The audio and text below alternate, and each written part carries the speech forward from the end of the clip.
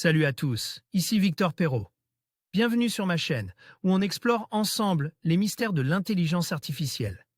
Si vous êtes plus passionné par les nouvelles technologies et que vous voulez en savoir plus sur le monde fascinant des réseaux de neurones, alors abonnez-vous pour ne rien manquer. Vous êtes prêts? C'est parti! Bonjour à tous.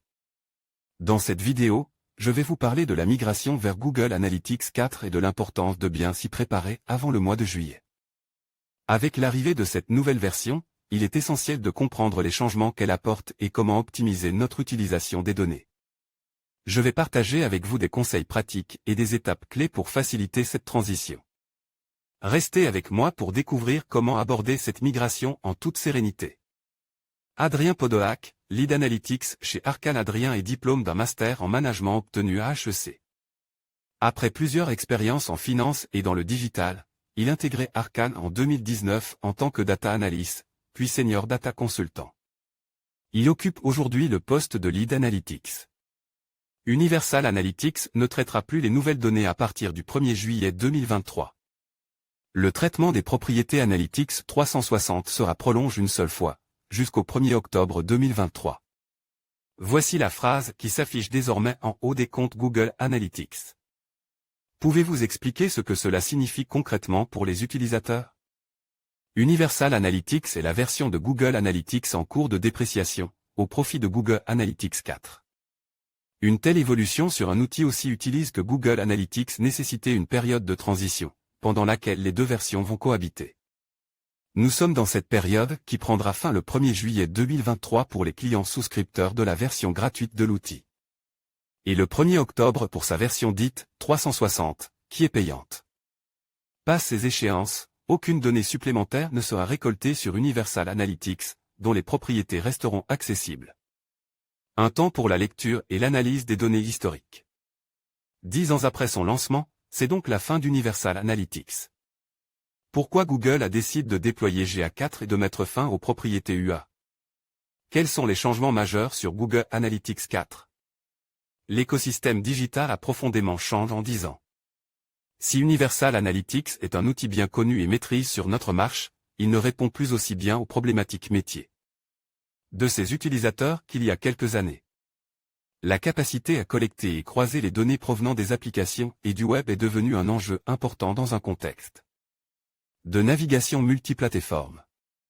GA4 répond à ce besoin grâce à son interfaçage avec Firebase, la solution de services applicatifs rachetée par Google en 2014. Autre limitation importante d'Universal Analytics, les utilisateurs multi-appareils et multinavigateurs ne sont pas de dupliques. GA4 vient répondre en partie à cette problématique en faisant intervenir de nouvelles clés de réconciliation des utilisateurs, ID. Clients ou informations de connexion Google Chrome. Les utilisateurs sont aujourd'hui mieux reconnus et comptabilisent via GA4 ce qui permet, par exemple, une meilleure compréhension de l'attribution des conversions au bon levier d'acquisition. Les audiences GA4 activées sur Google Ads seront par ailleurs plus précises dans ce nouveau contexte. Les données brutes des propriétés GA4 peuvent également être déversées quotidiennement dans BigQuery, l'entrepôt de données cloud de Google. Seules les propriétés Universal Analytics 360 étaient éligibles à cet export auparavant. Chez Arcane, nous construisons de nombreux projets data intégrant les données first party telles que les données CRM, back-office ou de navigation. À travers ces quelques exemples choisis parmi d'autres nouveautés, on sent bien que GA4 a vocation à se rapprocher des nouveaux usages de navigation des internautes et à mieux couvrir les enjeux métiers de l'ensemble des parties prenantes en web analyse, charge de trafic, charge d'acquisition, analyste, responsable marketing et data, etc. L'alimentation d'une propriété GA4 n'est possible qu'à partir du moment où le dispositif de collecte, tracking, et configure est la propriété GA4 créée. Tout l'enjeu en web analyse est de pouvoir analyser des données dans le temps, sur une plage de dates suffisamment large et permettant des analyses comparatives par rapport à une période précédente donnée. L'analyse year-over-year, YoY, est à ce titre très courante.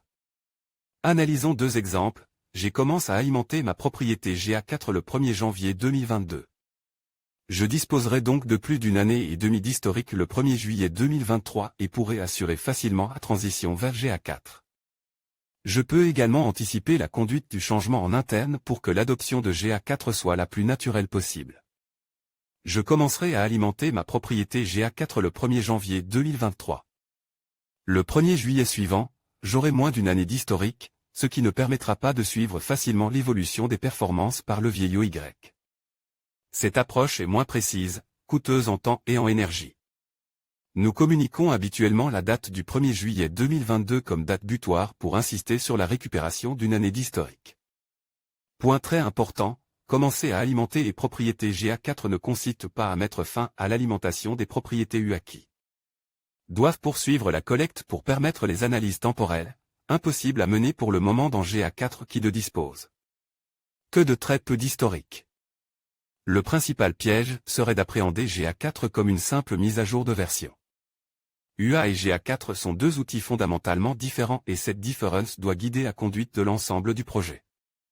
Voici les principales étapes que nous suivons habituellement pour accompagner nos clients, le cadrage permettant de valider les contours de la future implémentation, l'implémentation technique, le paramétrage de l'interface selon une grille de bonnes pratiques arcanes. La vérification de la cohérence des données et l'analyse des cas avec les données UA, l'adaptation des dispositifs connexes, médias, cloud, BI, etc. La conduite du changement pour une meilleure adoption en interne. Elles sont nombreuses. La collecte GA4 dépend d'un modèle de données différent de celui d'Universal Analytics.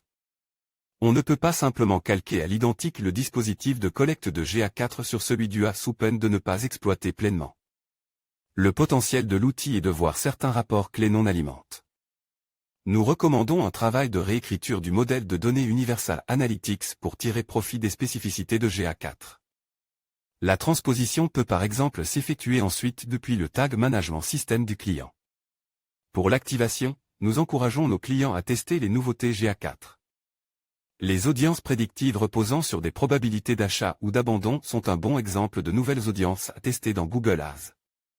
La remise en cause de Google Analytics par les autorités de protection des données européennes est le grand sujet qui anime l'écosystème depuis plusieurs mois.